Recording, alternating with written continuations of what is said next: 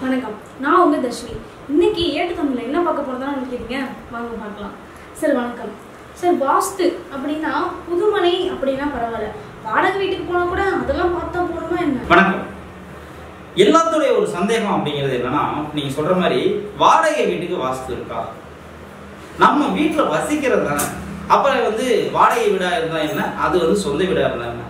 ஒரு வீடு அப்படின்னு எடுத்துக்கிட்டீங்கன்னா, ஒரு இடம் அப்படிங்கிறது எடுத்துக்கிட்டீங்கன்னா, பஞ்சபூதங்களான நீர், நெருப்பு, நிலம், காற்று, ஆகாயம் என்று சொல்லக்கூடிய பஞ்சபூதங்களான அதே மாதிரி நவகிரகங்கள் 9 நவகிரகங்கள் சூரியன், சந்திரன், செவ்வாய், புதன், குரு, சுக்கிரன், சனி, ராகு, கேது என்று சொல்லக்கூடிய 9 நவகிரகங்களோட ஆதிக்கம் இருக்கு. ஒரு இடத்துல பஞ்சபூதங்கள் மற்றும் நவகிரகங்களுடைய ஆதிக்கம் அப்படிங்கிறது இருக்கும் ஒரு வாஸ்து ரீதியா. அது வீட்டுக்குள்ளேயா இருந்தாலும் சரி. இப்ப வீட்டுக்குள்ள எடுத்துக்கோங்க, ஒரு பெட்ரூம் அப்படிங்கிறது சுக்கிரனை குறிக்கும், ஒரு ராஜ நிலை அப்படிங்கிறது ஒரு சூரியனை குறிக்கும், ஒரு சமையலறை அப்படிங்கிறது செவ்வாயுடைய ஆதிக்கமும் சந்திரனுடைய ஆதிக்கமும். ஒரு டாய்லெட் பாத்ரூம் எடுத்துக்கோங்க, ஒரு டாய்லெட்னா சனியை குறிக்கும், பாத்ரூம்னா சந்திரனை குறிக்கும். ஒரு மாடிப்படி அப்படிங்கிறது எடுத்தீங்கன்னா ராகுவை குறிக்கும், ஒரு செப்டிக் டேங்க் எடுத்தீங்கன்னா கேதுவை குறிக்கும், ஒரு ஹால் அப்படிங்கிறது எடுத்தீங்கன்னா புதனை குறிக்கும், ஒரு பூஜை ரூம் அப்படிங்கிறது குருவை குறிக்கும். அப்ப ஒரு இடத்துல நவகிரகங்களுடைய ஆதிக்கம் இருக்கு, அதே மாதிரி பஞ்சபூதங்களின் ஆதிக்கம் இருக்கு. வாடகை வீடா இருந்தாலும் இந்த ரூம் எல்லாம் இருக்கும் தானே, அதே மாதிரி சொந்த வீடா இருந்தாலும் இந்த ரூம் இருக்கும். அப்ப இது எல்லாமே அந்த இடத்துல நம்ம வாடகை வீட்டுக்கு போறோம். இப்போ எக்ஸாம்பிள், இந்த வாடகை வீட்டுக்கு வாஸ்து இருக்கான்னு கேட்கறதுக்கு உங்களுக்கு ரொம்ப தெளிவா நம்ம புரிய வைக்கணும் அப்படின்னா, சார் நான் ஒரு பைக் வச்சிருக்கேன் சார்.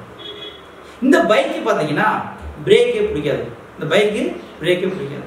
இது ஒரு நண்பர் கேட்குறாரு, உங்க பைக்கை கொடுங்க சார், நான் இந்த ஒரு 2 கிலோமீட்டர் போயிட்டு வந்துருக்கேன்னு சொல்லி.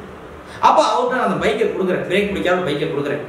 அந்த பைக்கில் போய் ஒரு இடத்துல பிரேக் பிடிக்காம விட்டு கீழே விழுந்தாரு, காயங்கள் அதிகமாக. அப்போ யாருக்கு சார் சேதாரம்? இந்த வண்டியை வாங்கிட்டு போனவருக்கு தானே சேதாரம். வண்டியை ஓட்டினவருக்கு என்ன சார்? வண்டி ஓட்டினவருக்கு தானே எல்லாமே சேதாரம். வண்டிக்காரருக்கு என்ன சேதாரம்? அந்த வண்டி உடஞ்சி போயிடும்.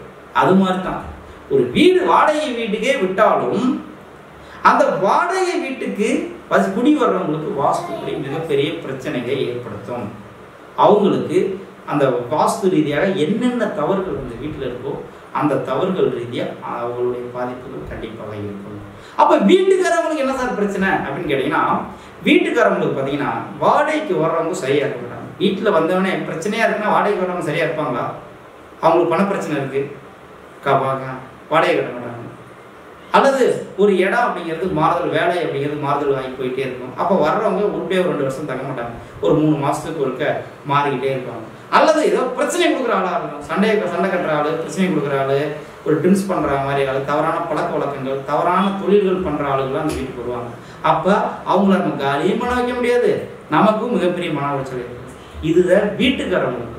ஆனால் வீட்டில் வசிக்கிறவங்களுக்கு அந்த ரீதியாக எந்தெந்த திசைகள் பாதிக்கப்பட்டிருக்கோ அந்தந்த திசைகள் ரீதியாக மிகப்பெரிய ஒரு பாதிப்பை ஏற்படுத்தும்.